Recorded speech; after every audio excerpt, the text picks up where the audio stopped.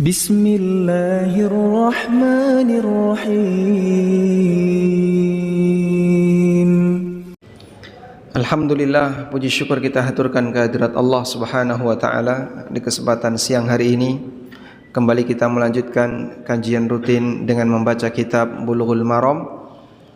Dan insyaallah kita akan membaca hadis nomor 438 berkaitan dengan hukum seputar masalah jamak ketika sholat.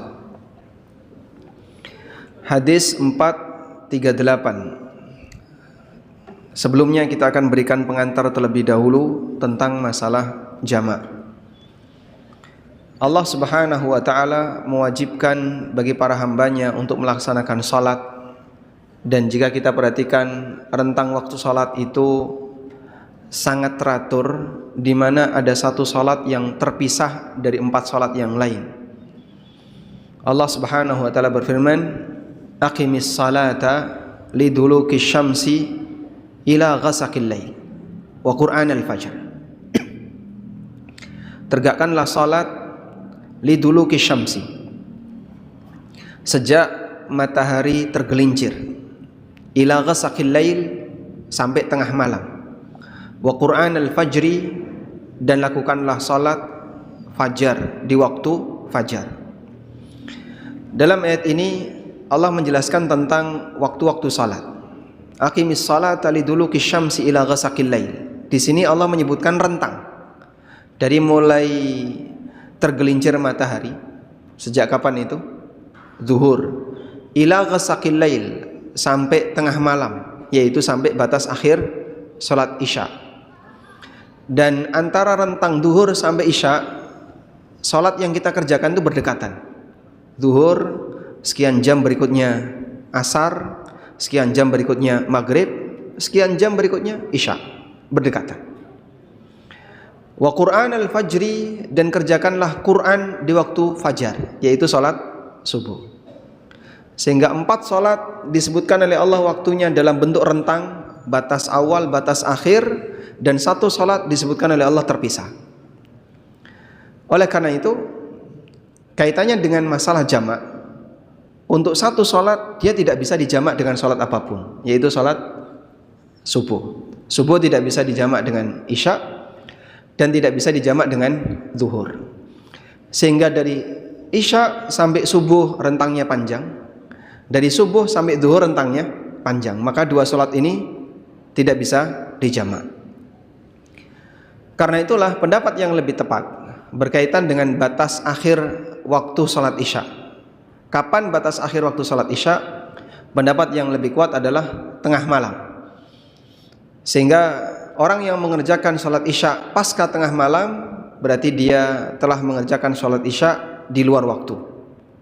Karena untuk keteraturan bahwa 4 salat ini terjadi pada rentang yang sama, pada satu rentang, ila ghasaqil lail, sampai tengah malam, berarti waktu antara tengah malam sampai subuh harus ada rentang yang panjang. Akhir dari salat Isya sampai subuh harus ada rentang yang panjang. Wallahu alam. Sehingga pendapat yang lebih tepat berkaitan dengan batas akhir dari salat Isya adalah tengah malam, bukan sampai subuh. Selanjutnya, Allah Subhanahu wa taala menjadikan di sana ada salat siang dan di sana ada salat malam. Salat siang bisa digabungkan zuhur dengan asar. Salat malam bisa digabungkan maghrib dengan isya. Sehingga terjadilah syariat jamak ketika salat. Selanjutnya, pada asalnya setiap salat 5 waktu telah ditetapkan oleh Allah Subhanahu wa taala waktunya. Sebagaimana yang Allah tegaskan dalam Al-Qur'an, "Innas salata kanat 'alal mu'minina kitaban mauquta." Sesungguhnya salat adalah kewajiban bagi orang-orang mukmin yang telah ditetapkan waktunya. Oleh karena itu, melaksanakan salat setelah habis waktu hukumnya batal. Sebagaimana salat sebelum masuk waktu juga batal. Karena batas waktunya telah ditetapkan oleh Allah. Salat duhur sebelum masuk duhur batal, sebagaimana salat duhur setelah selesai waktu duhur juga batal. Demikian pula yang berlaku pada asar dan sholat-sholat yang lain. Sehingga kita diperintahkan untuk memenuhi batas waktu yang telah ditetapkan. Sahabat Abdullah bin Mas'ud radhiyallahu anhu pernah bertanya kepada Nabi sallallahu alaihi wasallam, "Ya Rasulullah, ayyul a'mali afdal?" Ya Rasulullah, amal apakah yang paling afdal? Lalu Nabi sallallahu alaihi wasallam memberikan jawaban, as-salatu ala waqtiha. Amal yang paling afdal yang pertama adalah salat tepat waktu. Sehingga siapa yang mengerjakan salat tepat waktu, dia melaksanakan tugas dalam posisi yang paling afdal. Selanjutnya, seseorang tidak boleh keluar dari rentang waktu yang ditetapkan kecuali jika ada uzur. Dan uzur itu yang membolehkan dia untuk melaksanakan salat di luar waktunya dengan cara dijamak, baik jamak takdim maupun jamak takhir, baik jamak takdim maupun jamak takhir. Jamak takdim berarti dia melakukan salat sebelum waktu, misalnya duhur dengan asar, berarti dia salat asarnya gimana? Sebelum waktu, karena asarnya diajukan. Maka orang yang melakukan jamak takdim berarti dia melakukan salat sebelum waktu. Karena itu bagi yang tidak punya uzur nekat jamak, gimana nasib salatnya? Batal. Orang yang tidak punya uzur lalu dia menjamak salat, maka status jamaknya batal. Sementara jamak takhir berarti dia salat setelah keluar waktu. Duhur dengan asar di jamak takhir, berarti salat duhurnya setelah habis waktu. Maka siapa yang melakukan jamak takhir padahal dia nggak punya uzur, gimana nasib salatnya? Batal. Nasib salatnya batal. Baik. Catatan berikutnya, orang yang mau melakukan jamak takhir berarti pada saat masuk waktu salat dia tidak salat. Misalnya kita mau melakukan jamak takhir duhur dengan asar, sudah? Saat masuk waktu duhur kita nggak salat duhur, dan ketika sudah masuk waktu salat sampai akhir waktu sementara kita tidak melaksanakannya, itu pelanggaran. Ini sudah masuk waktu salat, kenapa kau tidak salat? Itu termasuk apa? Pelanggaran. Oleh karena itu, bagi mereka yang mau melakukan jamak takhir, para ulama mewajibkan untuk masang niat bahwa saya akan lakukan salat ini nanti setelah masuk waktu salat yang kedua. Saya ulang ya. Jika sudah masuk waktu salat tapi kita tidak melaksanakan salat, maka kita melakukan pelanggaran, kita bersalah. Sudah masuk waktu, kenapa kau tidak lakukan kewajibanmu? Sudah? Berarti saat saya mau melakukan jamak takhir, masuk waktu duhur, saya segera salat enggak? Tidak. Nunggu sampai kapan? Masuk asar. Loh, ini sudah masuk waktu duhur sudah mau habis, kenapa kamu enggak salat? Karena saya mau jamak takhir. Paham? Baik. Oleh karena itu bagi mereka yang mau jamak takhir, dia wajib pasang niat untuk melakukan jamak salat duhur ini di waktu asar, agar tidak tertuduh sebagai orang yang meninggalkan salat. Paham ya? Kenapa harus seperti itu? Agar tidak tertuduh sebagai orang yang meninggalkan salat. Ini seperti yang disebutkan oleh Abu Syuja dalam Matan Ghaya wa Taqrib, dan demikian pula yang disebutkan dalam mazhab Hambali. Bagi mereka yang mau jamak takhir, dia wajib pasang niat bahwa salat yang sekarang saya sedang berada di waktunya akan saya tunda di waktu yang kedua dengan jamak takhir. Kalau dia nggak punya niat itu, maka terhitung sebagai orang yang sengaja meninggalkan salat, dan itu dosa besar. Baik. Catatan berikutnya, jamak itu sebenarnya hakikatnya apa? Menggabungkan gerakan salat ataukah menggabungkan dua waktu salat? Saya ulang. Apa hakikat dari jamak? Apakah jam'ul kaifiyah, jam'u kaifiyatis salah, ataukah jam'u waqtis salah? Bagi mereka yang mengatakan bahwa jamak itu adalah jam'u kaifiyatis salah, menggabungkan gerakan salat, maka jamak tidak boleh diselai dengan gerakan apapun kecuali yang sifatnya ringan. Misalnya selesai duhur terus dia mau jamak asar, kok kemudian selesai duhur dia ke toilet dulu, wudu, kemudian balik lagi ke masjid, balik lagi ke ruangan utama masjid, terus jamak asar. Menurut yang mengatakan bahwasanya jamak adalah jam'ul kaifiyah, menggabungkan dua tata cara dan gerakan salat, praktek ini nggak boleh. Kesempatan kamu untuk jamak sudah batal karena antara duhur dengan asar kau terpisah dengan gerakan yang banyak. Bahkan kau ke toilet, ngantri dulu, terus wudu, baru kemudian masuk ke ruangan utama, lalu mau salat asar. Ini terlalu jauh waktunya, kau tidak bisa jamak. Kemudian pendapat yang kedua, hakikat dari jamak adalah jam'ul waqti, jam'u waqtis salat, menggabungkan dua waktu salat. Sehingga yang terjadi pada jamak adalah waktu duhur digabung dengan waktu asar, contohnya. Maka kalaupun terjadi rentang tertentu, namun tidak sampai menyebabkan orang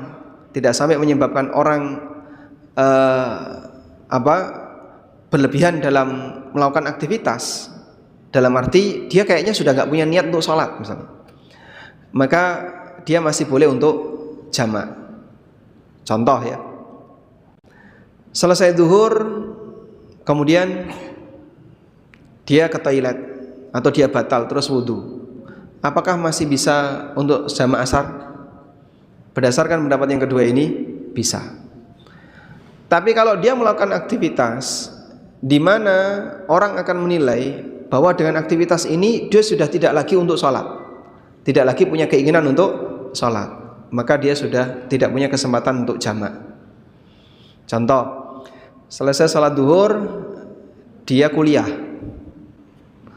sampai jam 2, terus balik ke masjid jamak dengan asar, bisa? Tidak. Kenapa? Begitu dia kuliah berarti dia sudah tidak ada keinginan untuk sholat. Sementara kalau masih gabung, misalnya saya batal, saya ke toilet, masih gabung nggak? Masih, niatnya belum putus, dia masih punya keinginan untuk segera sholat asar. Nah seperti ini masih bisa untuk menjamak. Bisa dipahami insya Allah? Baik. Catatan berikutnya, ada berapa catatan Pak? 3, baru 3. Apakah jamak itu disyaratkan harus punya niat di awal? Terutama untuk jamak takdim. Kalau jamak takhir pasti ya. Sehingga orang yang belum sholat duhur misalnya, dan dia punya niat akan melakukan jamak di waktu asar, maka bisa dipastikan dia punya niat jamak takhir. Sehingga saat dia sholat di waktu asar, dia sholat duhur kemudian asar. Apakah orang yang mau melakukan jamak takdim dia harus sudah punya niat di awal sebelum melakukan sholat yang pertama? Contoh kasus, ada orang sholat duhur berjamaah. Baik, selesai sholat duhur terus dia ketemu rombongannya, lalu rapat jamak dengan asar atau tidak ya, karena tadi belum ada kesepakatan. Rapat baru dilakukan setelah sholat duhur ya. Nah karena baru rapat, anggaplah di situ ada 10 orang. Karena baru rapat, berarti kira-kira mereka sudah punya niat untuk jamak atau belum? Mungkin ada yang sudah punya, mungkin ada yang belum. Anggaplah misalnya 5 orang belum punya, 5 orang sudah punya. Akhirnya ketetapannya ini jadi jamak atau tidak hasil keputusan rapat. Berarti yang belum punya dia baru pasang niat setelah sepakat. Dipahami ini? Baik. Apakah yang belum punya niat untuk jamak dengan asar sebelum dia melaksanakan sholat duhur, dia boleh jamak duhur dengan asar. Wallahu ta'ala alam, pendapat yang lebih benar boleh.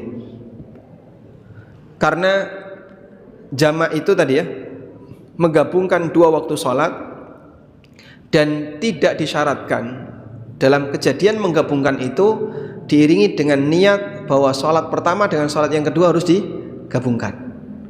Niatnya niat sholatnya, bukan niat menggabungkannya. Begitu sudah jadi jamak, maka jadilah dia melakukan jamak takdim. Dan dalil tentang ini cukup banyak. Misalnya para sahabat ketika sholat bermakmum di belakang Nabi SAW, mereka hanya ngikut. Nabi SAW sholat duhur, kemudian beliau jamak dengan asar, sahabat hanya ngikut. Yang mungkin mereka tidak tahu apakah nanti Rasulullah SAW mau jamak atau tidak. Kalau beliau jamak, saya akan jamak.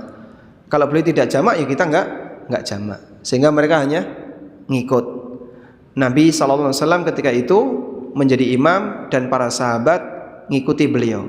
Sementara tidak dijumpai riwayat bahwa beliau menyampaikan pengumuman sebelum jamak. Wahai ya ayuhan nas, wahai seluruh masyarakat, nanti saya akan jamak, maka ikutilah aku. Beliau tidak menyampaikan demikian. Andaikan itu ada, tentu sahabat akan menyampaikan. Wallahu a'lam. Selanjutnya, catatan berikutnya. Dalam jamak dilakukan sesuai dengan urutan salat. Dalam jamak dilakukan sesuai dengan urutan salat. Maka dalam jamak takhir duhur dengan asar, salat mana duluan yang dikerjakan? Duhur.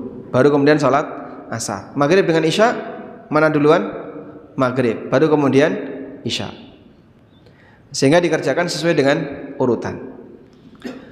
Dalil akan hal ini adalah kondisi yang dialami oleh Nabi SAW dan para sahabat pada saat peristiwa perang Ahzab. Pada waktu perang Khandaq, kaum muslimin mereka siaga dan berjaga di titik-titik perbatasan parit yang disebut dengan al-utum. Al-utum artinya tembok ya, yang pendek, dan dia menjadi tameng ketika orang itu perang. Dia siaga di balik tembok, namanya al-utum. Mereka berjaga seperti itu sampai akhirnya waktu duhur lewat, waktu asar lewat, hingga mendekati maghrib mereka baru bisa melaksanakan sholat. Dan ketika itu musim dingin, karena peristiwa Khandaq itu terjadi di musim dingin. Musim dingin berarti siangnya lebih pendek daripada malam. Nabi SAW melaksanakan sholat duhur, asar, maghrib dan isya di satu waktu yang sama. Beliau ketika itu sudah mendekati tenggelam matahari, tapi beliau belum sholat ya. Sampai Umar bin Khattab radhiyallahu anhu emosi, marah-marah, dan Nabi SAW juga menyampaikan, aku juga belum sholat.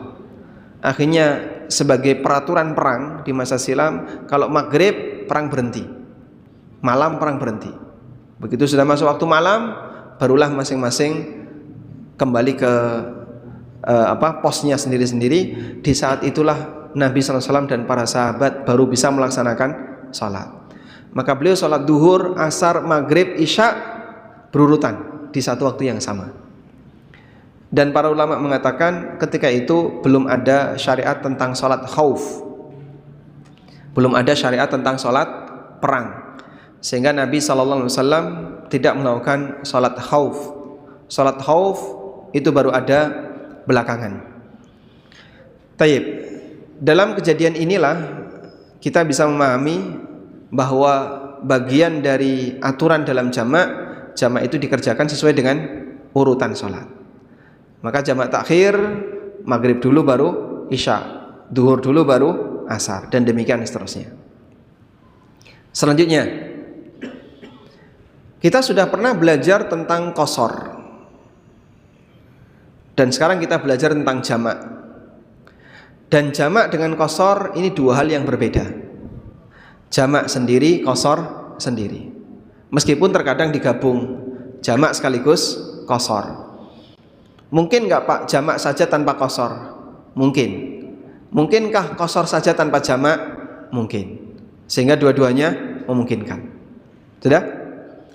Apa contohnya jamak saja tanpa qasar? Hadis Ibnu Abbas radhiyallahu anhu.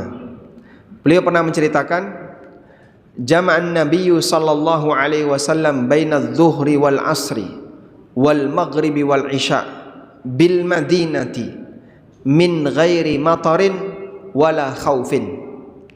Nabi sallallahu alaihi wasallam pernah sholat jamak di kota Madinah antara duhur dengan asar, maghrib dengan isya di kota Madinah ya, bukan karena hujan dan bukan karena situasi perang. Lalu Ibnu Abbas ditanya, kenapa Nabi sallallahu alaihi wasallam jamak? Kata Ibnu Abbas, li'alla yuharrija ummatahu, beliau tidak ingin memberatkan umatnya. Baik. Sehingga yang dilakukan oleh Rasulullah sallallahu alaihi wasallam ketika itu menjamak salat duhur dengan asar di Madinah. Artinya dalam posisi tidak safar. Maka beliau jamak saja tanpa qasar. Karena orang yang salat dalam posisi mukim itu tidak qasar. Ada juga yang qasar saja tapi tidak jamak. Seperti praktek Nabi sallallahu alaihi wasallam ketika di Mina. Di Mina sunnahnya adalah sholat tepat waktu tapi qasar. Duhur 2 rakaat, sudah duhur saja. Nanti asar sholat tepat waktu 2 rakaat. Nanti maghrib 3 rakaat. Isya tepat waktu 2 rakaat. Di qasar tapi tidak jamak. Itu sunnah di Mina. Ketika orang berada di Mina itu qasar saja tapi tidak jamak. Sehingga di sini kita mendapatkan pelajaran bahwa jamak dengan qasar itu dua hal yang berbeda.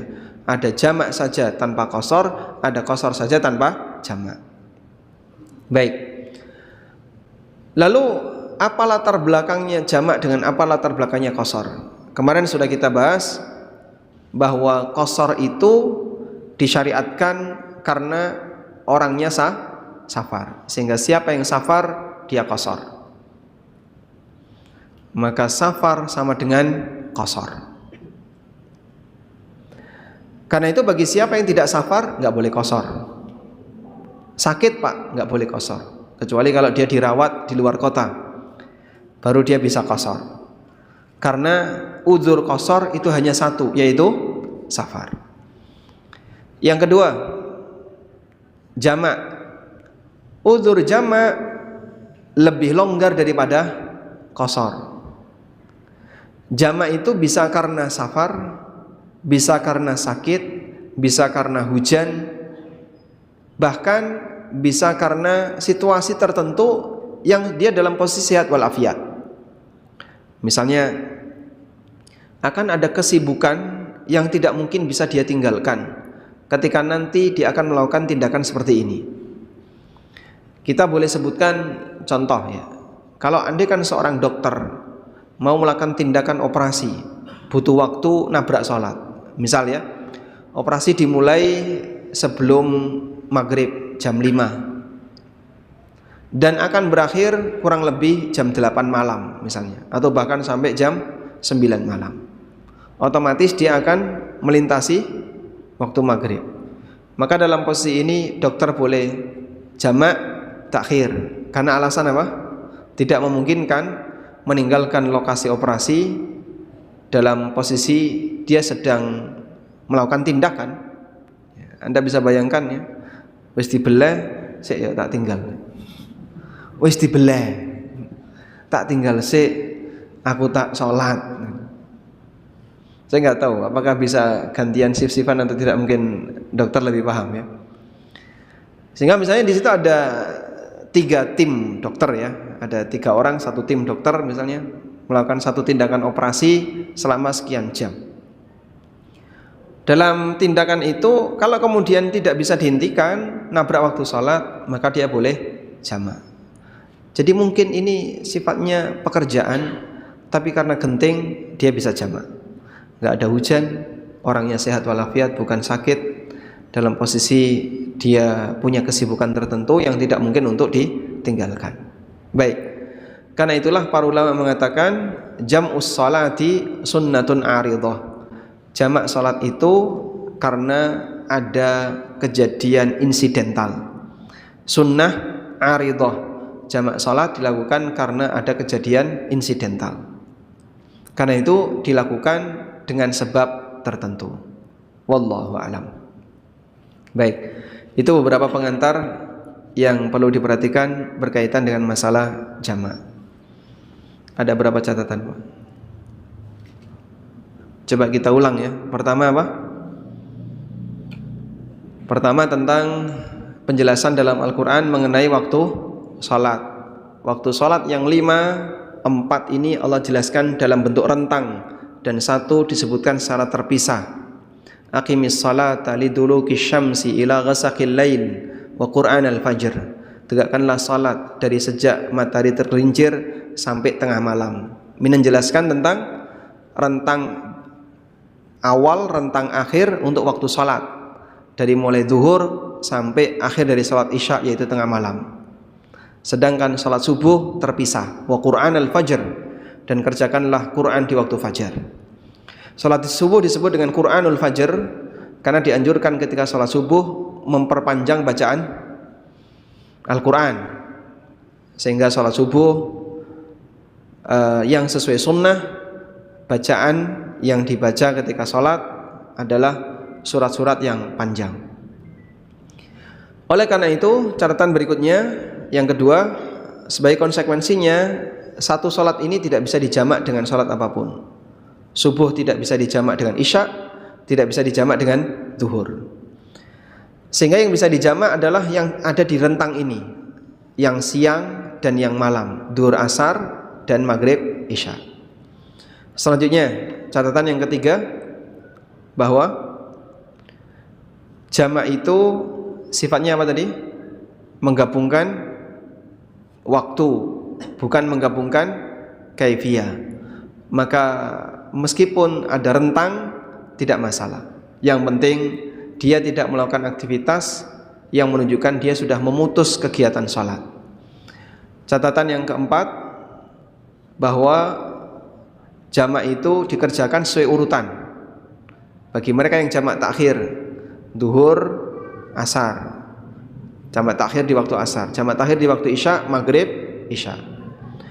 Catatan yang kelima, bahwa dalam jamak takhir atau jamak takdim tidak disyaratkan harus punya niat. Karena itu kalau ada kasus salat maghrib, di tengah salat hujan deras, berarti sebelum salat maghrib apakah sudah punya niat jamak? Sudah punya niat jamak belum? Belum. Kenapa? Belum hujan. Di tengah sholat maghrib, rakaat yang ketiga hujan terus sekali. Selesai maghrib, hujan belum reda. Boleh jamak enggak?